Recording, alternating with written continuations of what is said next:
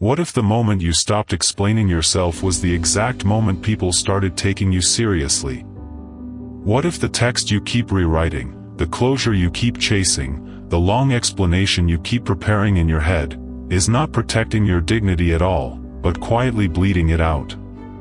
And what if the people who claim they just want honesty were never waiting for your truth in the first place?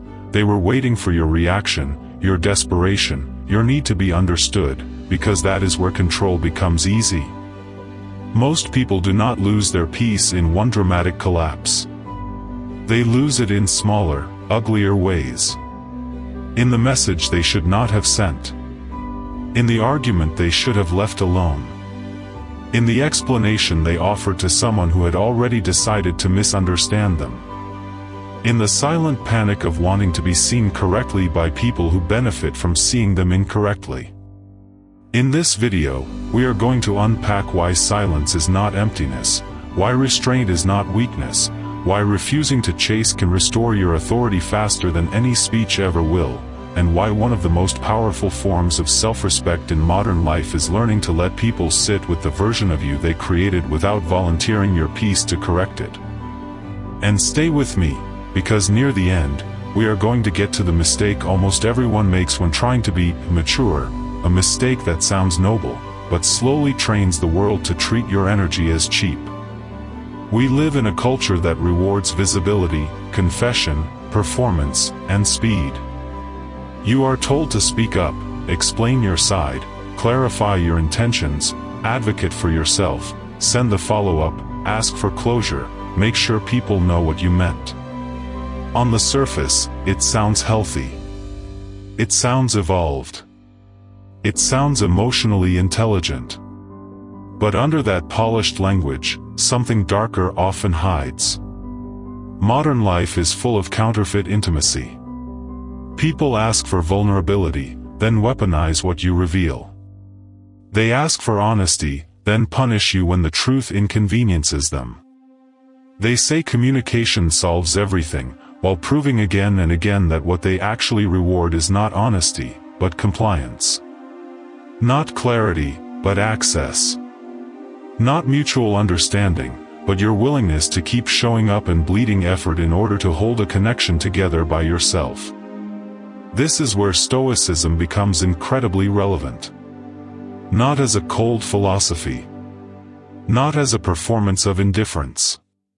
And not as a way to become emotionally numb. Stoicism gives you a quieter kind of strength.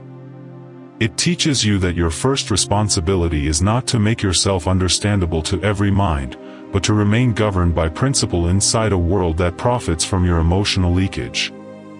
It reminds you that your value does not rise when people finally get it. Your value was never waiting for their approval to begin with. Today, we are going to move through this idea in a very practical way.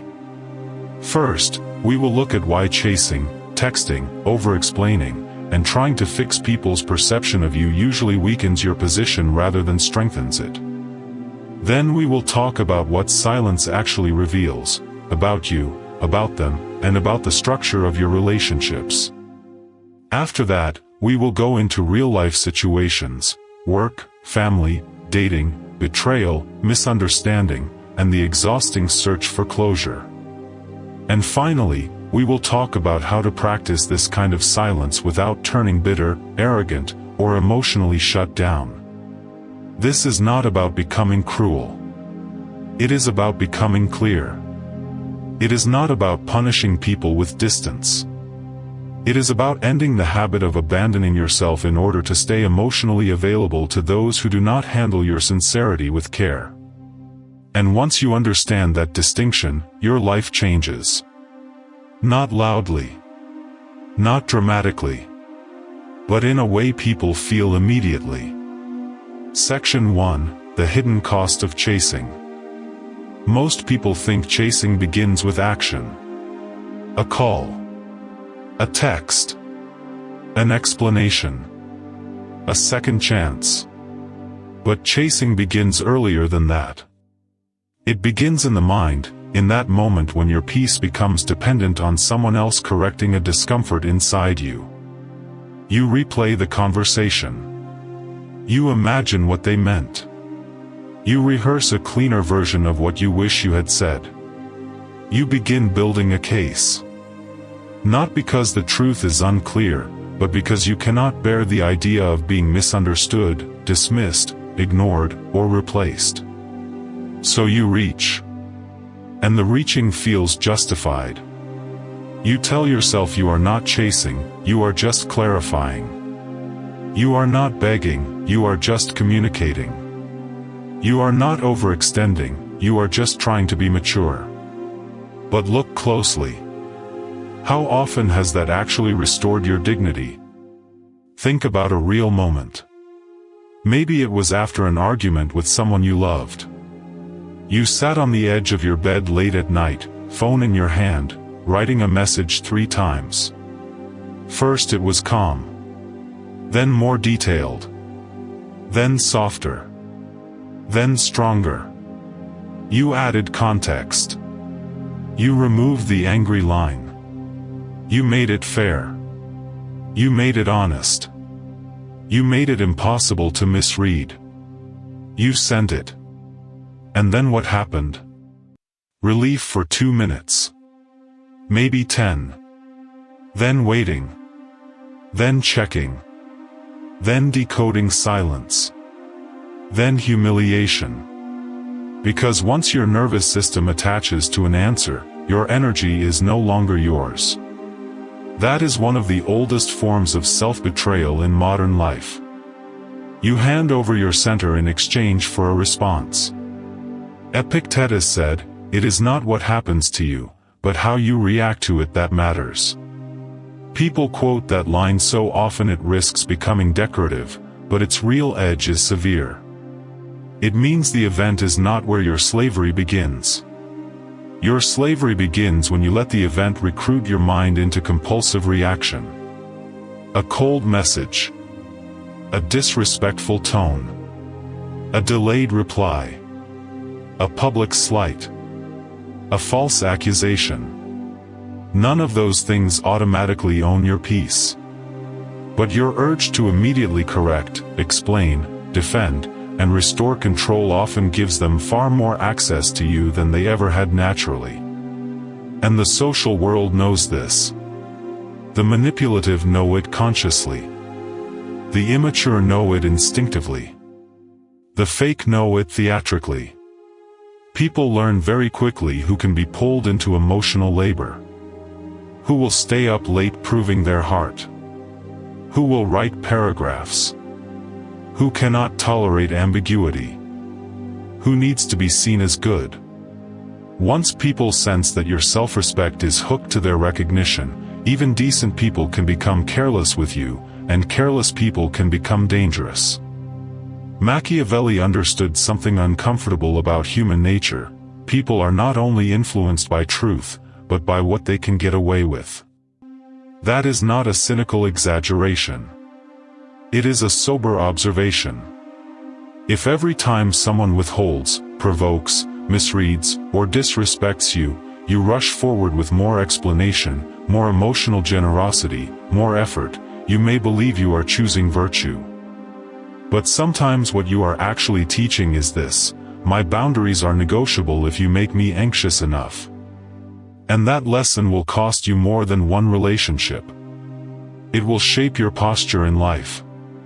Section 2, Why Over-Explaining Makes You Smaller.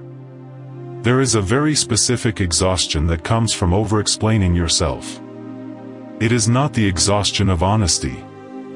It is the exhaustion of trying to manage perception. Maybe you have felt this at work. A colleague subtly blames you in front of others, so you begin over-clarifying every email.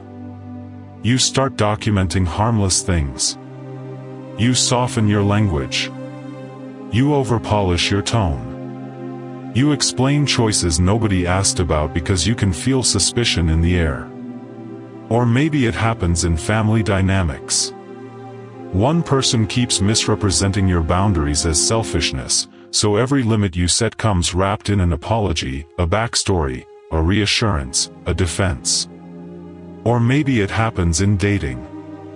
Someone grows distant, but instead of naming their inconsistency, they keep the door cracked just enough for you to keep supplying clarity, patience, emotional labor, and understanding while they contribute confusion. In all of these situations, the same pattern appears. You begin acting as if your dignity depends on being accurately interpreted by people who are already showing you they are not operating in good faith. That is the trap. There are people in this world who misunderstand you because they are human. Tired, limited, distracted, wounded. That happens. But there are also people who misunderstand you because misunderstanding you gives them an advantage. It keeps you explaining. It keeps you off balance. It keeps you in the weaker position, doing the work of restoring harmony while they remain uninvested. Some people do not need your truth, they need your uncertainty. Your over-explaining feeds it. Marcus Aurelius wrote, "Waste no more time arguing what a good man should be." Be one. Read that carefully in a modern context. It does not mean never communicate. It means there is a point where character stops needing narration. There is a point where repeated explanation becomes a confession that you no longer trust your own alignment to stand on its own. You start speaking not to express truth, but to force recognition. And that always shrinks you. You can feel the difference inside yourself. Honest communication feels clean, even if it is uncomfortable. Over-explanation feels sticky. It feels like you are dragging your worth across the floor hoping someone will finally pick it up carefully.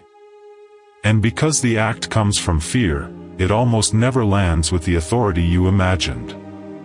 It lands with strain. With need. With subtle pleading. This is why silence changes the game. Silence interrupts the performance. It stops you from continuously auditioning for fair treatment. It also forces a truth to surface that many people spend years avoiding. Some people were never confused. They were comfortable while you were still trying. That realization hurts. But it liberates you faster than any perfect paragraph ever will. Section 3. Silence is not empty, it is informative. One of the biggest mistakes people make is treating silence as a void. It is not a void. It is information. When you stop chasing, stop correcting, stop filling every uncomfortable gap with explanation, something fascinating happens. Reality begins to move without your interference. And when reality moves without your interference, patterns become visible. You learn who reaches out only when they feel your absence. You learn who becomes respectful only when your energy is no longer easily accessible. You learn who was invested in connection and who was invested in control. You learn who wanted understanding and who only wanted access to your responsiveness. This is why silence can feel so powerful and so terrifying at the same time. It removes your ability to micromanage the emotional scene.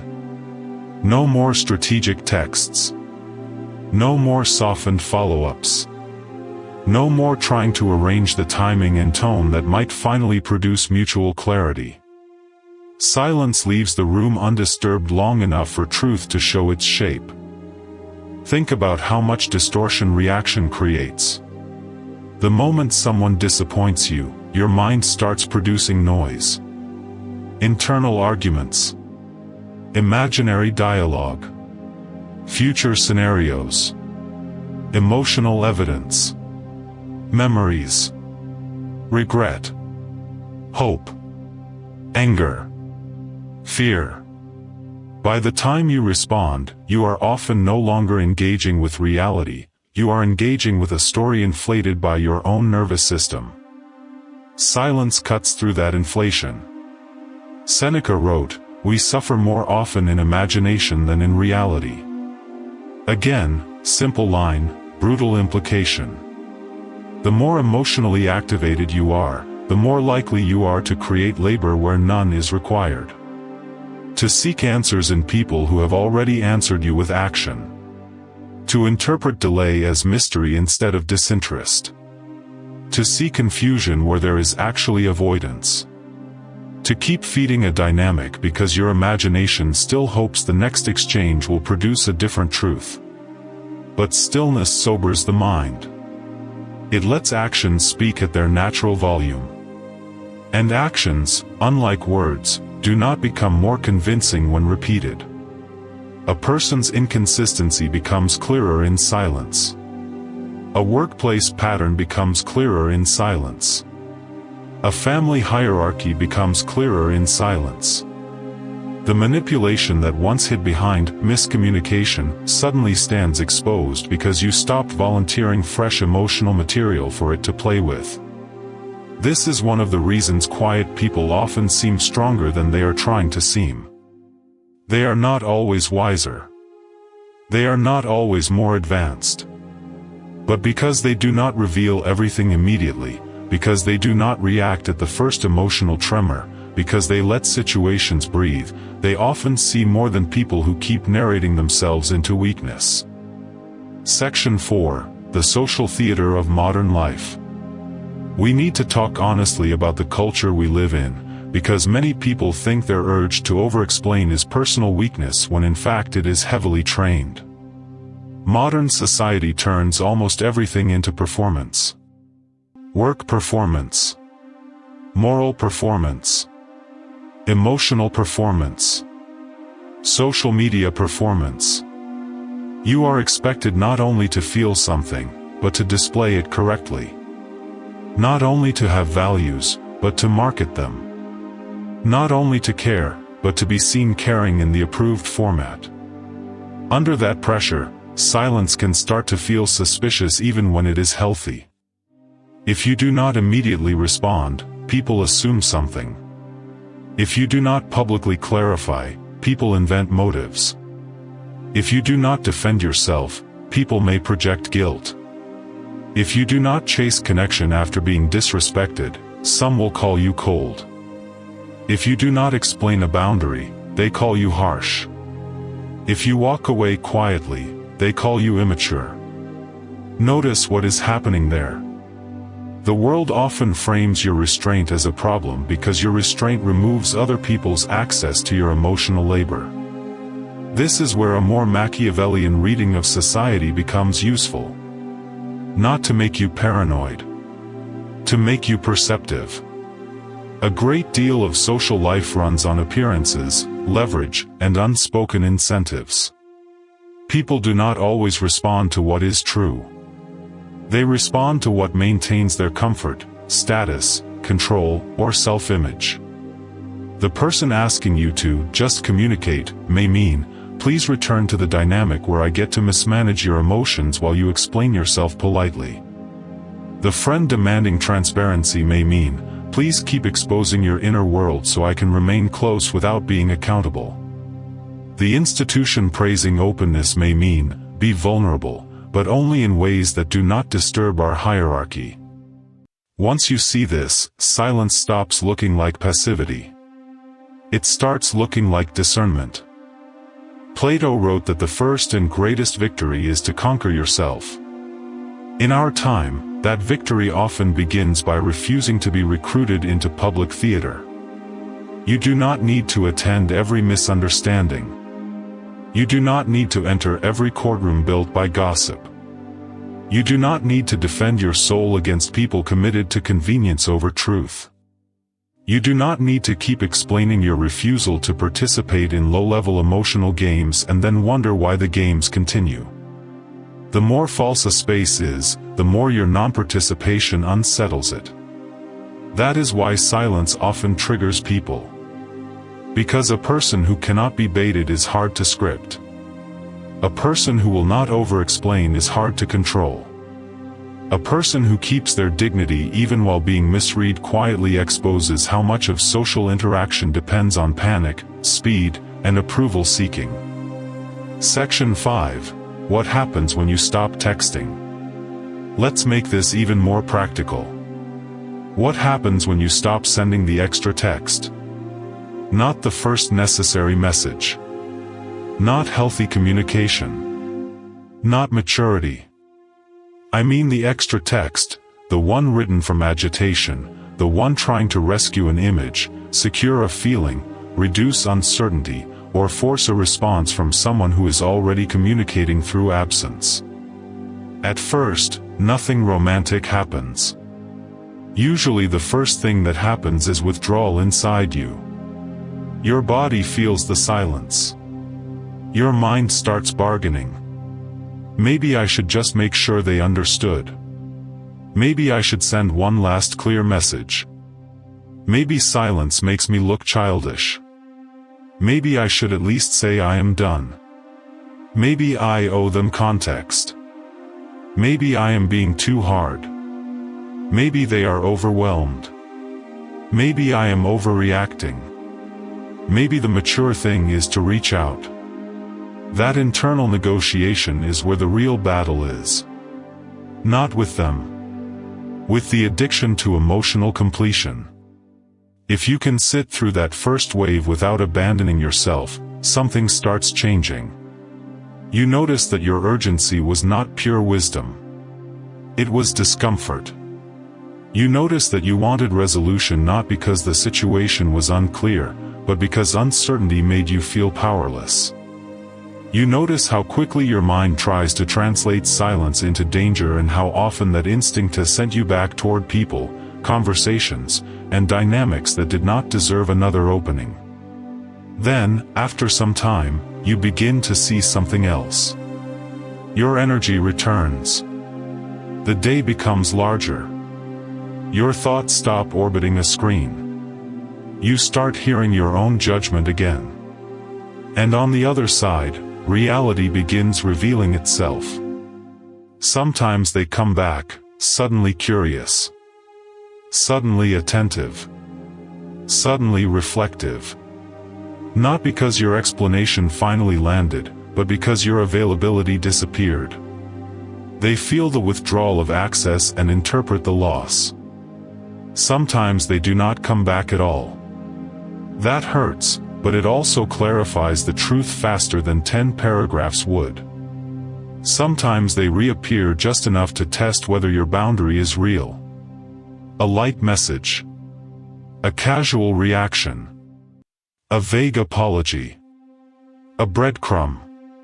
Silence helps you see these for what they are, because you are no longer starving for contact. This is why your absence can communicate more than your effort ever did. Effort is cheap in a world where many people are used to receiving it. But restraint has weight. It suggests self-governance. It suggests that your attention is not endlessly available on demand. It suggests that your peace outranks your impulse. People feel that, even when they cannot name it.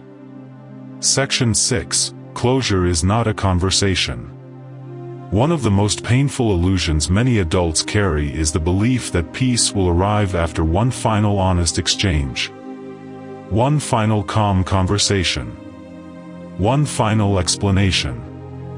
One final chance to say what really happened. One final answer that puts everything in order. Sometimes that happens. Most of the time, it does not. Closure is deeply misunderstood. People talk about it as if it is something another person gives you when they finally become truthful, self-aware, accountable, and emotionally available enough to help you heal from what they did. But think about how often the people who hurt you are actually capable of offering that. The person who lied to protect themselves. The person who withdrew instead of speaking clearly. The person who benefited from your confusion. The person who could only be kind when you were easy to manage. The person who took your patience for granted. The person who kept returning without intention because your openness made them feel important. Why would your freedom depend on their transformation? This is where Stoicism is ruthless in the best possible way. It reminds you that peace cannot be outsourced. No one can hand you inner completion from outside if your mind remains attached to being seen, understood, vindicated, or finally chosen by the same source of your suffering. Marcus Aurelius wrote, "You have power over your mind, not outside events." Realize this, and you will find strength. Bring that into the language of heartbreak, betrayal, and emotional confusion. You do not control whether they admit the truth. You do not control whether they regret it. You do not control whether they ever understand your worth. You do not control whether they are sorry in the way your nervous system wants them to be sorry. But you do control whether you keep kneeling internally before those unanswered things. Silence becomes closure when you stop treating the other person's cooperation as a requirement for your peace. That does not mean pretending you were not hurt. It means refusing to build your healing around the fantasy that the one who disrupted your inner order must also be the one who restores it. That fantasy keeps people stuck for years. You can see this clearly in ordinary life. Someone gets ghosted and spends months rewriting the ending in their head. Someone leaves a manipulative relationship but still checks if the ex watched their story. Someone goes no contact with a parent but continues composing speeches internally. Someone gets betrayed by a friend but still waits for the apology that would make it make sense. Someone is undermined at work but longs for the meeting where everything is finally acknowledged fairly. All of that is understandable. All of it is human. But none of it is closure. Closure is the moment you stop asking a closed door to teach you openness. Closure is the moment you believe behavior more than explanation. Closure is the moment you stop negotiating with a pattern that has already introduced itself. Closure is the moment you decide your life will no longer pause in the hallway of someone else's unfinished character. Section 7. What silence reveals about other people.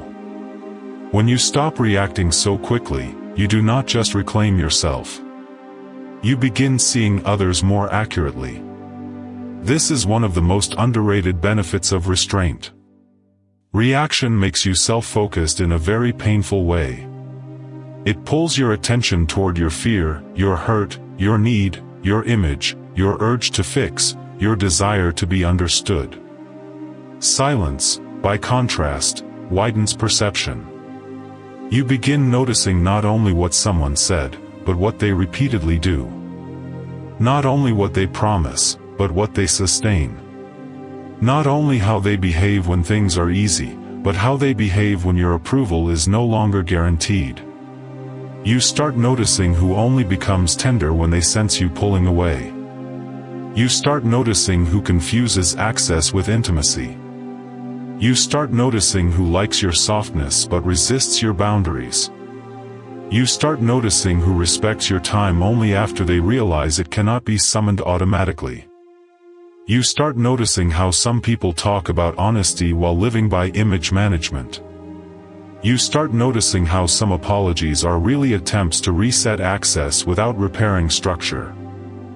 This is why quiet observation can feel almost supernatural after years of over-involvement. Nothing magical happened. You simply stopped drowning your own perception in emotional noise. Carl Jung wrote, "The most terrifying thing is to accept oneself completely." Part of that acceptance is recognizing your patterns in relationships. Not just who hurt you, but what in you kept handing the wrong people fresh opportunities to do so. The need to be understood. The discomfort with ambiguity. The fear of losing connection without a clean explanation. The belief that patience can redeem a pattern. The hope that good intentions will eventually educate people who profit from confusion. Silence exposes them, and it exposes you. That is not cruelty. It is maturity. The person who only values you when they fear losing you has told you something. The person who becomes calm only after you stop explaining has told you something. The person who never asked deeper questions but accepted your endless emotional availability has told you something. The person who calls your boundary ego because they lost access has told you something. And the beautiful thing is that silence lets them tell it without you interrupting the evidence. Section 8. The modern fear of being misunderstood. A great deal of suffering comes from one simple fear: I cannot bear being seen wrongly. This fear ruins more peace than open conflict does. It drives the late-night paragraphs, the endless clarifications, the defensive tone, the desperate follow-up, the need to set the record straight, the obsession with explaining your motives. Because to be misunderstood feels intolerable. It feels like an attack on identity. But why? Often because many of us built self-worth around being fair, good, helpful, sincere, reasonable. So when someone paints us as selfish, cold, manipulative, immature, distant, difficult, we do not just feel annoyed. We feel existentially threatened. We rush to correct the record because somewhere inside, we still believe that if enough people misunderstand us, our value becomes unstable. That belief has to die if peace is going to live. Aristotle said, "Knowing yourself is the beginning of all wisdom." If you know yourself deeply, not in a flattering way but in a sober and grounded way, then being misread becomes painful without becoming controlling. You can say, "That is not true," and still refuse to spend your life litigating your soul for audiences committed to distortion. This matters enormously in the age of digital perception, where people build identities through fragments. A screenshot. A delayed reply. A clipped quote. A mood. A rumor. A social post. An absence. An unfollow. A whisper.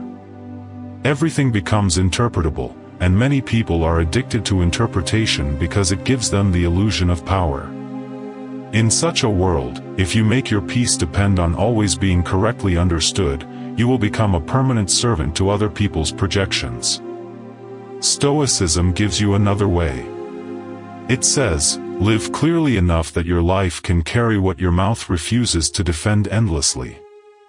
That does not mean never speaking. It means knowing when speech is clean and when it is contaminated by fear.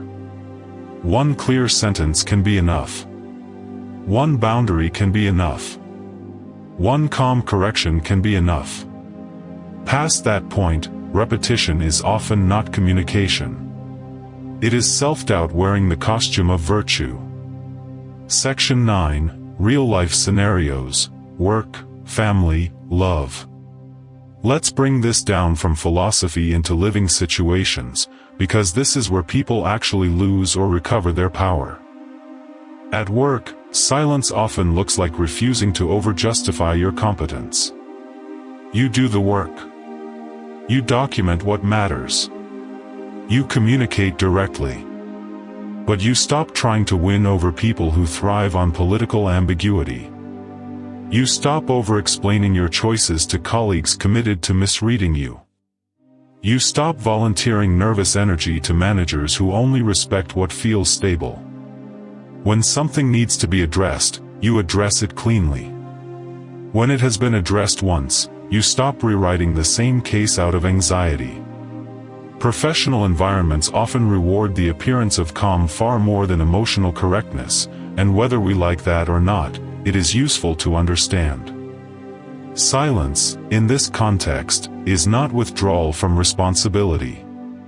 It is refusal to leak authority. In family, silence can be even harder. Because old roles pull on you. If you were the fixer, the peacekeeper, the good one, the interpreter, the child who made things smoother for everyone else, then not explaining yourself can feel like guilt. Maybe a parent turns every boundary into a moral accusation. Maybe a sibling thrives on your reactions. Maybe one member of the family has trained everyone to orbit their moods. In that environment, silence is revolutionary. Not dramatic silence. Not punishing silence. Quiet, grounded refusal to over-defend your adulthood. Quiet refusal to convert every boundary into a speech. quiet refusal to keep proving your love through emotional availability to dysfunction. Many people think this makes them cruel. Often, it is the first honest thing they have done in years. And in love, this lesson becomes unforgettable. Because romantic attachment exposes every place you are still willing to abandon yourself for the hope of being chosen. You text too much not because you are weak, but because uncertainty activates an old wound. You explain too much not because you are foolish, but because misattunement feels unbearable. You chase not because you are pathetic, but because part of you still believes effort can transform ambiguity into devotion. But here is the hard truth: when someone's care is real, it does not require this much emotional engineering. Yes, relationships need communication. Yes, mature love requires honesty. But healthy communication is not the same thing as anxious overfunctioning. Healthy communication says what is true and watches what follows. Anxious overfunctioning says what is true, then elaborates, softens, compensates, reassures, explains again, follows up, interprets silence, and keeps doing the emotional labor of two people. Once you see that difference, you cannot unsee it. Section 10. Why this feels so hard. If silence is so powerful, why is it so difficult? Because silence threatens the ego in two directions. First, it removes the illusion of control.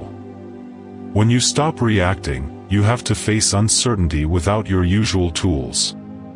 No fixing, no forcing, no strategizing through endless contact. That feels like exposure. You have to sit with the possibility that the truth may not go in your favor. Second, silence confronts you with yourself. Without the busyness of reaction, you come face to face with the hunger underneath it. The hunger to be validated, chosen, cleared, praised, understood, exonerated, needed, preferred, safe. This is where the deepest work begins. Because if every time discomfort rises you move outward, toward the text, the explanation, the argument, the chase, you never actually learn what your inner life is asking for. You just keep numbing it through motion. Silence interrupts the numbing. And that is why it can feel unbearable at first. Not because it is wrong, but because it is honest. It forces you to hear the story beneath your behavior. Maybe the story is, if they misunderstand me, I disappear. Maybe the story is, if I do not fix this now, I will be abandoned. Maybe the story is, if I stop giving, I will become unlovable. Maybe the story is, if I walk away without closure, I am powerless. These are not intellectual problems. They are emotional loyalties. Silence exposes them. The good news is that exposure is how freedom starts. Every time you resist the compulsion to chase, you are not just protecting your image. You are teaching your nervous system something radical. I can survive an unanswered feeling without surrendering my dignity to it. That is not a small lesson. That is psychological reordering. Section 11. The difference between silence and bitterness. Now let's make an important distinction. Silence is powerful. Bitterness is loud, even when it says nothing. A lot of people withdraw, but they do not become free. They become resentful. They stop speaking, but inside they keep arguing. They stop texting, but they still perform absence as a hidden plea. They stop explaining, but only because they want the silence itself to manipulate a response. That is not stoic restraint. That is emotional theater in a darker costume. True silence is not designed to control outcomes. It is designed to protect inner order. You are not being quiet so they finally regret losing you. You are not detaching so they come running. You are not refusing to explain as a strategy to seem mysterious. You are doing it because your peace cannot remain hostage to other people's timelines, interpretations, or developmental limitations. That distinction matters. Because the moment silence becomes another tactic for extracting reaction, you are still trapped in the same system. You are still orbiting external response. You just changed methods. Real restraint is cleaner than that.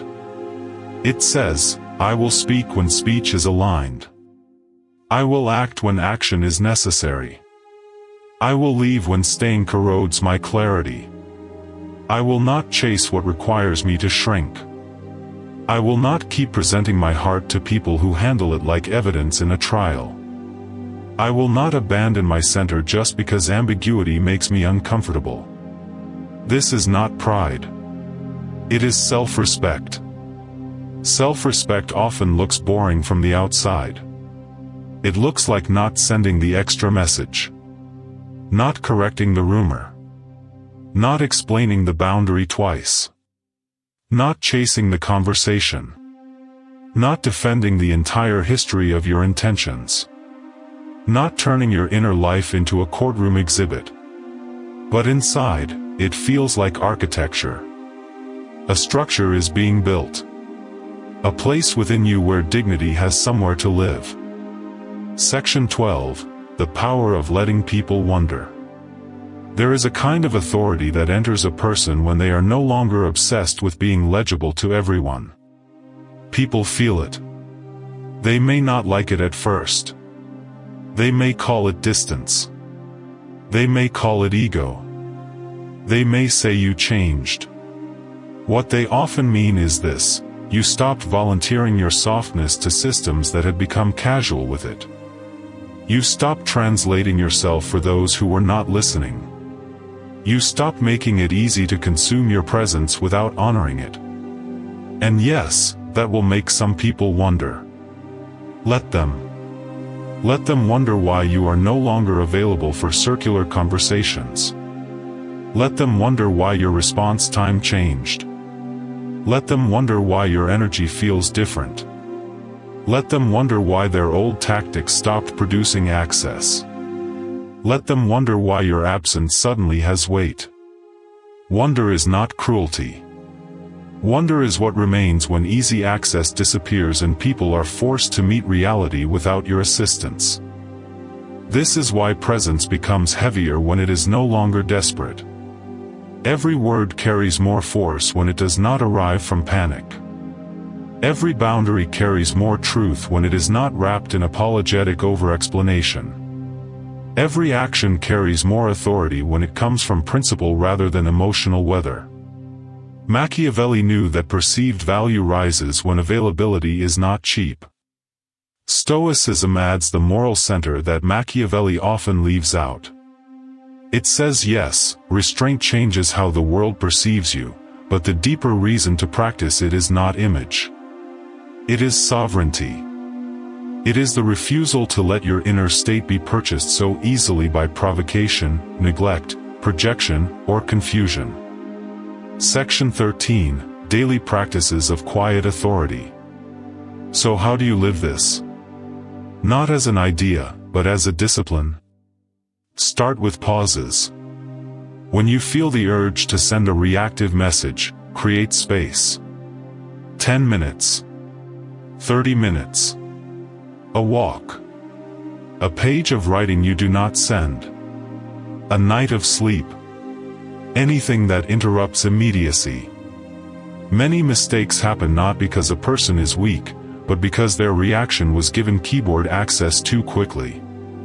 Second, ask one ruthless question: am I communicating truth, or am I trying to regulate my discomfort through someone else's response?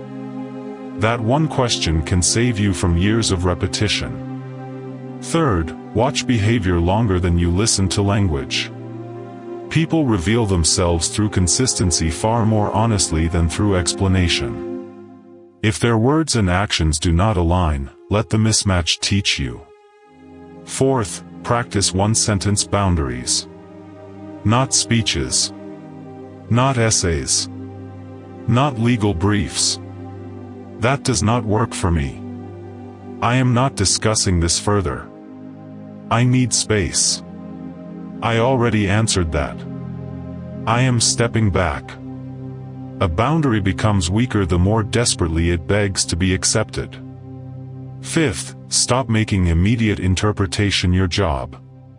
Not every silence means something. Not every delayed response is a plot.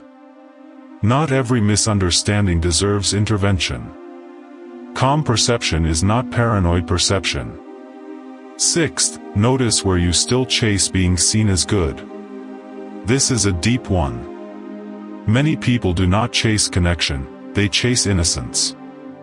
They cannot tolerate being the villain in someone else's story, so they over-explain in order to restore moral image. But maturity includes accepting that some people will misunderstand your boundary because their comfort depended on your lack of one. Seventh, build a private life strong enough that external reactions lose some of their power. Sleep. Work. Body. Purpose. Reading. Prayer. Reflection. Real friendships. Quiet routines. When your life has inner structure, you do not need every social disturbance to resolve immediately in order to feel whole. These are not dramatic practices. But over time, they create an entirely different person. A person who no longer panics at distance. A person who does not confuse reaction with power. A person who can feel deeply without becoming easy to manipulate. Section 14. What changes inside you? The external effects of restraint are interesting. People notice. Dynamics shift. Patterns become obvious. But the internal effects are even more important. You begin trusting yourself again. Not because life becomes easier, but because you stop watching yourself collapse into every emotional demand. You become someone your own mind can rely on. Someone who does not immediately abandon principle just because a relationship feels unstable. Someone who can be hurt without becoming reckless. Someone who can be disappointed without becoming chaotic. Someone who can be misunderstood without becoming desperate. That kind of self-trust is rare. And it changes everything. Your decisions get cleaner because they are not contaminated by the need for instant relief. Your emotions become more accurate because they are not constantly being performed. Your relationships improve because the ones built on access without respect start falling away. Your standards become visible because you are no longer negotiating them in real time under pressure. Your presence becomes calmer, but not weaker, more grounded, less available for nonsense, more compassionate, less porous. This is what many people misunderstand about silence. It is not just a communication strategy. It is identity reconstruction. You are teaching yourself a new truth. I do not need to chase understanding in order to remain worthy. I do not need to explain myself endlessly in order to remain honest. I do not need to text from panic in order to remain loving. I do not need closure from the source of harm in order to move forward cleanly. I do not need everyone to agree with my character in order to live by it. Once these truths begin settling into you, your entire energy changes. And the world responds differently not because you became louder, but because you stopped leaking uncertainty everywhere you went. Section 15. The mistake most people call maturity. I told you earlier that there is one mistake many people make while trying to be mature. Here it is. They confuse endless emotional accessibility with wisdom. They think maturity means always being willing to explain one more time, give one more chance, hear one more excuse, offer one more calm response, tolerate one more breach, keep the door open one more inch. They think being the bigger person means never letting silence finish a lesson that words have failed to teach. But sometimes endless accessibility is not maturity. Sometimes it is fear wearing a halo. Fear of seeming harsh. Fear of being judged. Fear of not being chosen. Fear of being misunderstood. Fear of finality. Fear of letting reality stand without trying to edit it. That fear produces some of the most respectable-looking self-abandonment you will ever see. A person can look noble while quietly dissolving. They can look patient while training others to ignore their limits. They can look emotionally evolved while remaining trapped in low-grade disrespect for years. Real maturity is more discerning than that. It knows when to speak and when speech becomes self-erasure. It knows when to offer grace and when grace without structure becomes permission. It knows when to give context and when context is simply a tribute paid to people committed to misreading you. It knows when silence is not avoidance, but completion. This is why, never chase, never text, never explain, is not a literal command for every circumstance. It is a principle aimed at a specific addiction, the addiction to surrendering your center in pursuit of external emotional settlement. Once you understand that, the phrase becomes medicine. Section 16, when people provoke you on purpose. One of the clearest tests of inner authority is what happens when someone wants a reaction more than they want truth. You can feel the difference. Some conversations are clumsy but sincere. Others are engineered. The timing is strange. The tone is needling. The accusation is selective. The apology is half-formed. The message arrives when you are finally calm. The comment is made publicly instead of privately. The criticism is wrapped in plausible deniability. If you react strongly, they call you unstable. If you explain carefully, they move the goalposts. If you stay calm, they intensify. In these moments, many people still believe that the answer is better wording. Usually, it is not. Usually, when someone is provoking you, the content matters less than the access. They are trying to pull your nervous system into motion. They want your speed, your emotion, your over-disclosure, your need to clean up the misunderstanding immediately. Why? Because reaction makes you readable. Reaction makes you predictable. Reaction makes you easier to steer. This is why deliberate non-reaction is so powerful. It interrupts the reward structure. Imagine a coworker who takes subtle shots in meetings. Every time, you come home replaying what you should have said.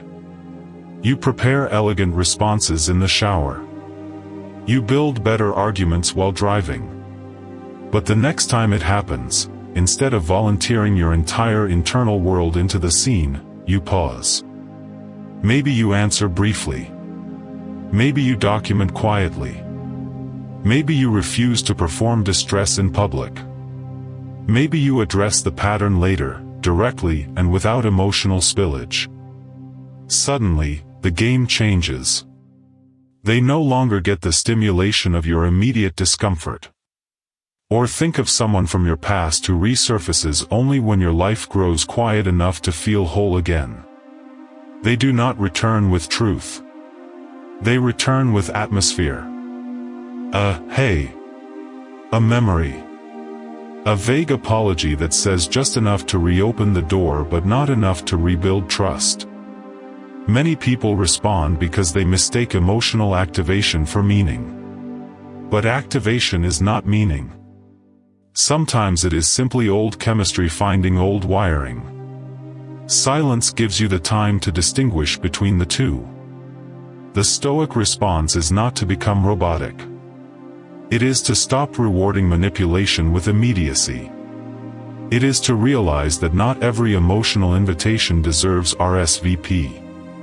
It is to observe whether the other person is moving toward clarity, responsibility, and alignment, or merely trying to restart access through confusion. If you have lived long enough, you know the pattern. The person who disrespects you then wants to talk only after you step back. The person who acts carelessly then accuses you of coldness when you become harder to reach. The person who stirs chaos then asks why you are so distant. In all of these cases, your silence is not cruelty. It is data protection for the soul. Section 17, the discipline of walking away without a speech. There is a version of strength that still craves an audience. It says, I am leaving, but first I need them to fully understand why. I need the closing statement. The final moral frame. The flawless explanation. The speech that proves I was fair, measured, generous, right. Again, this impulse is human. But it can also become one last attempt to control the emotional record. Sometimes the most mature thing you can do is leave with less language. Not because the truth does not matter. Because you have already seen enough to know that more truth will not be treated more truthfully. Walking away without a speech is incredibly difficult when you have spent years equating goodness with explanation. You want to be accurate. You want to be kind.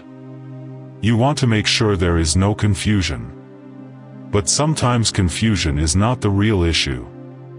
Sometimes your speech is not serving clarity, it is serving your fear of being cast as the difficult one. Here is the reality: if someone needs your self-abandonment in order to experience you as kind, they do not actually value your kindness. They value your compliance. And if they require an essay every time you create distance, what they often want is not understanding. They want one more opportunity to pull you back into emotional negotiation. This is especially true in relationships that have already shown a pattern. You do not owe a dissertation to a repeated wound. You do not owe exhaustive context to someone who consistently ignores context when it matters. You do not owe infinite explanation to people who only become attentive when they feel your withdrawal. There is a calm dignity in saying less and meaning it. I am stepping back. This is no longer healthy for me. I do not want to continue this dynamic. I have nothing further to add. Those sentences often carry more authority than 1,000 emotionally perfect paragraphs because they are not trying to win the trial. They are ending your participation in it. And let's be honest, many people do not change after the final speech anyway. They change after consequences.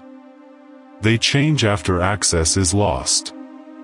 They change after silence forces them to meet their own reflection without your labor softening the blow. Or they do not change at all, which is also useful information. Walking away without a speech is not about superiority.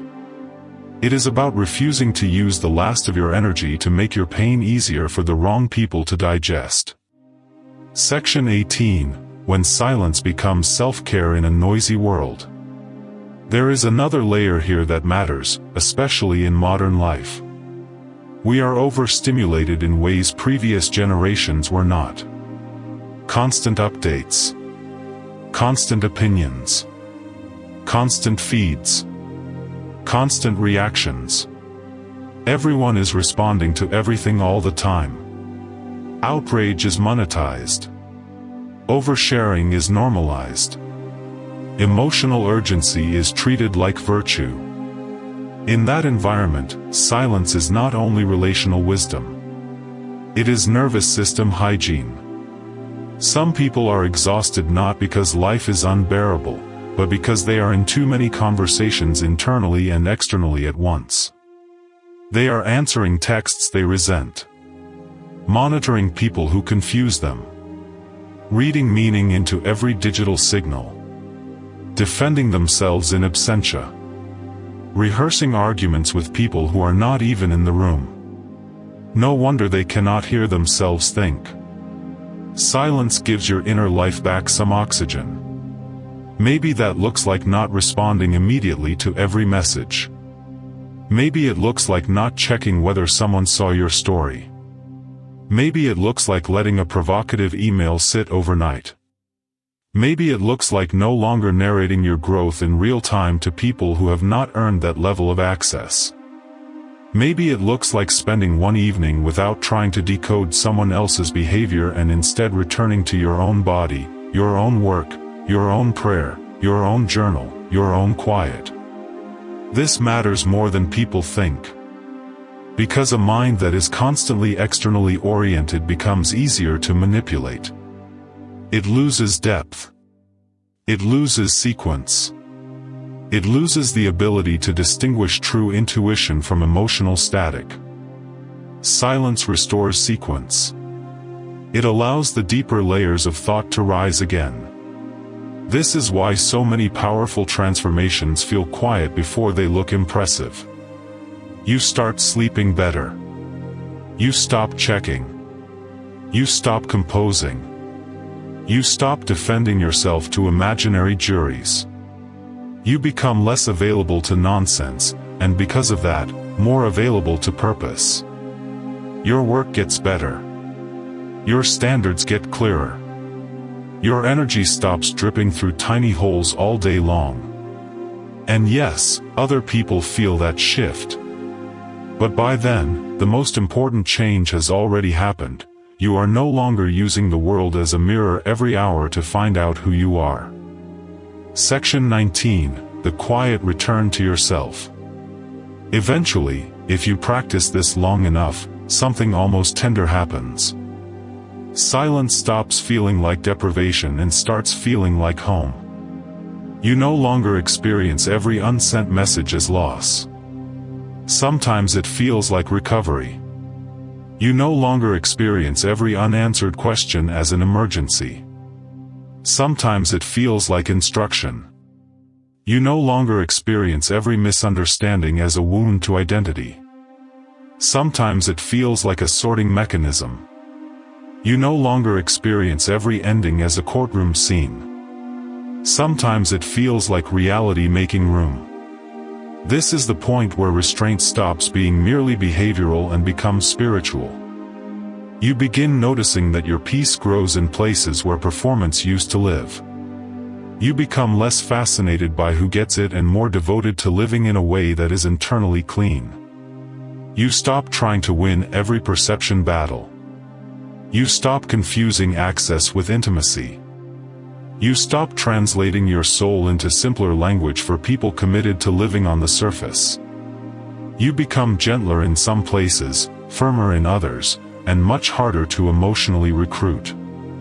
This is not because you stopped caring. It is because your care matured.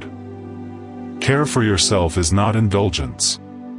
Care for yourself is not dramatic withdrawal. Care for yourself is not cold detachment from the world.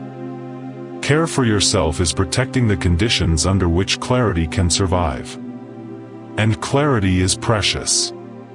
In a fake world, clarity is one of the last forms of innocence left. To keep it, you have to become selective. Selective about what enters your mind. Selective about who gets repeated access. Selective about which conflicts deserve language. Selective about which projections get to remain unanswered. Selective about how much of your heart is available to people who only notice its value when it stops rescuing them from themselves. That selectivity is not selfish. It is stewardship. The world may not applaud it. Some people will definitely misunderstand it. But that is the final lesson, maybe the deepest one of all. Not everything sacred in your life needs to be explained in order to be real. Not your peace. Not your standards. Not your boundaries. Not your silence. Not your return to yourself. So let's gather everything clearly. The world often trains you to believe that peace comes from being understood, validated, and correctly perceived. But again and again, life shows a harder truth. Many people do not change because you explained yourself better. Many dynamics do not heal because you stayed available longer. Many wounds do not close because you finally got the answer. What changes you is not more performance. What changes you is more inner authority. When you stop chasing, you reclaim energy. When you stop over-texting from panic, you interrupt dependency. When you stop over-explaining, you protect dignity. When you stop demanding closure from those who cannot provide it, you return peace to its rightful owner. When you choose silence, not as manipulation but as discipline, you begin seeing people, patterns, and yourself with far greater clarity. You learn that silence is not emptiness. It is information. You learn that restraint is not weakness. It is self-command. You learn that absence can reveal more than pursuit. You learn that confidence often looks like not correcting every false perception. You learn that your life becomes lighter when every misunderstanding no longer requires your labor. And you learn that some of the deepest forms of self-respect are quiet enough to be missed by the world, but strong enough to rebuild a person from the inside out. Your silence is not a lack of feeling. It is feeling governed by wisdom. It is not indifference. It is discernment. It is not punishment. It is protection. It is not pride. It is the decision to stop placing your piece on the negotiating table every time someone fails to handle you with care. There will still be moments when you want to explain. Moments when you will want to send the message. Moments when being misunderstood burns. Moments when the old version of you wants to rush back into noise just to escape the discomfort of uncertainty. When those moments come, remember this. Not every urge deserves action. Not every discomfort deserves a response. Not every misunderstanding deserves your energy. And not every closed door deserves one last knock. Some doors become teachers only after you stop touching them. If this message met you at the right time, let it stay with you for a while. Let it follow you into the next uncomfortable pause, the next unsent message, the next moment you are tempted to defend your whole heart to a mind that has not earned access to it. And if you are building this kind of quiet authority in your own life, subscribe to StoicCraft and stay close. This channel is for people who are done being loud for acceptance and ready to become clear instead. And I want to hear from you. Where in your life have you learned that silence protects you more than explanation ever did? Work, family, love, friendship, or your relationship with yourself? Until the next video, protect your energy, honor your principles, and let your presence, even in stillness, speak with the weight of someone who no longer needs to chase the world to know their worth. So when you feel that old impulse rising again, the need to send, to chase, to explain, to defend, to clear your name, to make yourself digestible for people who thrive on distortion, pause and remember what is really being asked of you. Not, can you produce a better paragraph? Not, can you manage their perception more skillfully? But, can you remain loyal to your own inner order when the world invites you back into confusion? That is the real test. Can you let someone be wrong about you without becoming wrong about yourself? Can you let a door close without turning your dignity into a final performance outside it? Can you let silence reveal what speech has been covering? Can you let time, action, and absence do their work? Because they do work. Time reveals who only wanted access. Action reveals who was sincere. Absence reveals who was attached to your energy more than your essence. And silence reveals whether you have finally stopped making your peace dependent on external agreement. This is not a small shift. It changes how you move through conflict, love, ambition, disappointment, family, and loss. It changes how you sit in a room. How you answer disrespect. How you read mixed signals. How you leave what no longer honors you. How you protect what is still good inside you from being spent everywhere. The loud world will continue doing what it does. It will keep rewarding urgency, oversharing, panic, image, performance, and emotional speed. Let it. You do not have to belong to that rhythm anymore. There is another way to live. A slower way. A clearer way. A way where your energy is measured, your speech is deliberate, your presence is grounded, and your silence is no longer empty but full of self-respect. That is quiet authority. That is Stoic strength in a theatrical age. And once you taste it, it becomes very hard to go back to explaining your worth to people who only recognized your value when you stopped offering it so cheaply.